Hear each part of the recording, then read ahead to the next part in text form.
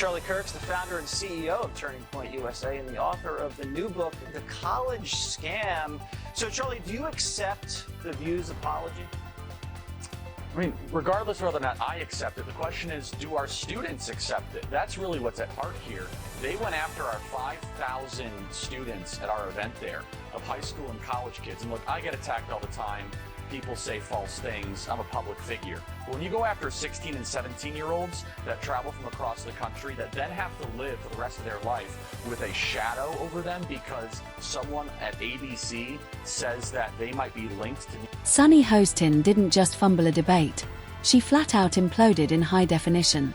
1 second she was confidently recycling her go-to talking points, and the next she looked like someone forgot the script mid-scene. Charlie Kirk, armed with nothing but solid Wi-Fi and a masterfully edited digital bomb, left her shaken and searching for dignity on live television. This wasn't a debate, it was a virtual execution, and Sunny was the headline casualty. Disgusting, gross elitism and her complete out-of-touch nature with respect to the rest of the world. Sunny Hostin goes on The View and decides now would be a great time to dump all over the so-called uneducated. What we did not have is white women who voted about 52%, right, for Donald Trump. Uneducated white women, is my understanding. You have Latino men, actually, voting more for him. And you have, and black men was not the story. We're not the story here because they voted almost 80% for the vice president. Right. Just because you didn't go to college doesn't mean you're stupid, and it doesn't mean that you don't have wisdom. You can go to college and get a bunch of irrelevant facts about how men can allegedly give birth or whatever. There's losing an argument, and then there's unraveling so awkwardly it should come with a viewer advisory and emotional support hotline. Sunny's collapse wasn't loud. It was the slow-motion kind that hits harder. Her tone cracked, her posture slumped, and the view quickly shifted from daytime talk to psychological horror. If talk show meltdowns had a museum wing, this would be in a bulletproof glass case marked "Do Not Repeat." What did it take for us to get to the point of an apology? We had to threaten a lawsuit, Jesse. And by the way, we're still entertaining it. We're talking to some of the best lawyers out there that are experts in this. And as you know, these things can be very complicated. There's a lot of facts and circumstances around it. But we're not going to let this go because you should not be able to smear 5,000 high school and college kids and then just be able to walk away with it. And the reason they felt they needed to do that, Jesse, is because if they told their audience the truth, that when gas is the most expensive it's been, flights are super expensive, that 5,000 kids decided to spend a weekend in summer traveling across the country to go hear from conservative speakers, maybe the audience of The View would think twice about all of their ideas. That's why they felt so compelled to try to smear our one. Charlie Kirk didn't even need to show up in person. He launched a digital airstrike from miles away, complete with cinematic stock music and that signature smirk in the narration. This wasn't a rebuttal, it was a cultural wipeout. He didn't just pick apart her talking points, he torched her entire on-screen identity like it was an outdated political pamphlet. And the internet.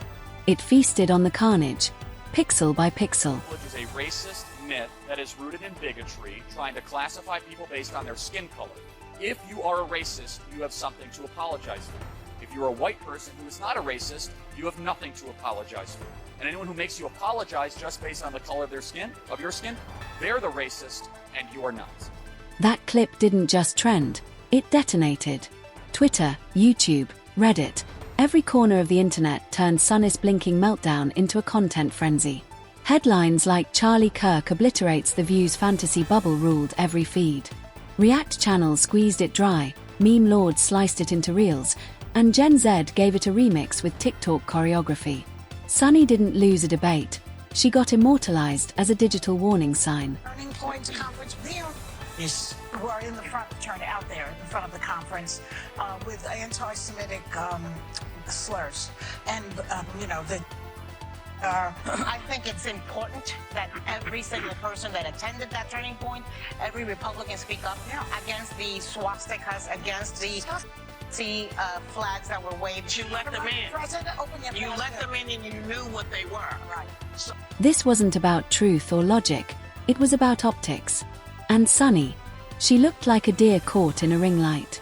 In today's media arena, appearing shaken is more damaging than being incorrect.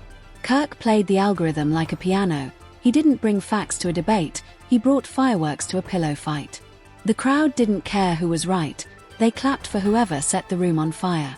And Charlie lit the match. The final point I'll say is this, is Sonny, you guys thought that abortion was going to be this like quasi-zealot religious issue. I'm pro-life, people in the audience aren't, that's fine.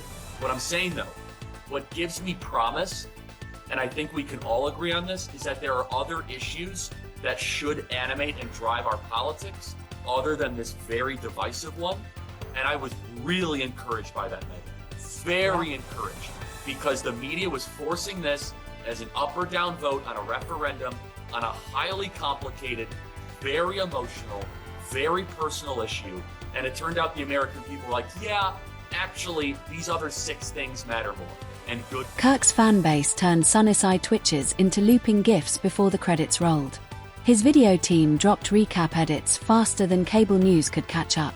Meanwhile, Sunnis expressions were dissected like conspiracy footage. Whole think pieces were written about a blink too fast. This wasn't news, it was a digital feeding frenzy. And Kirk. He didn't argue, he detonated, from a safe distance. Welcome back. You know, in Monday's conversation about Turning Point USA, I put the young people at the conference in the same category as the protesters outside. And I don't like it when people make assumptions about me. And it's not any better when I make assumptions about other people, which I did. So, my bad. I'm sorry. Okay. For years, legacy media thought polished voices and Ivy League credentials would win the war of ideas. But in 2025, viral chaos beats nuance every time. The View came in with talking points. Charlie came in with meme-ready ammo and a smug little grin. The result? One woman's media image shredded into viral scraps and an entire PR playbook reduced to ashes. Maybe you should get the lawyer that worked on that Covington Catholic school case. What was that, a $200 million settlement? I think, Charlie, you could use the money. And your students definitely could, too. Sunny might find safe ground in legacy outlets, but online, she's now a blinking reaction GIF on infinite replay. Shared by teens who think Karl Marx is a Fortnite skin. In the digital arena, image isn't just everything, it's the only thing. And hers just got body slammed. Kirk has already moved on. The algorithm hasn't.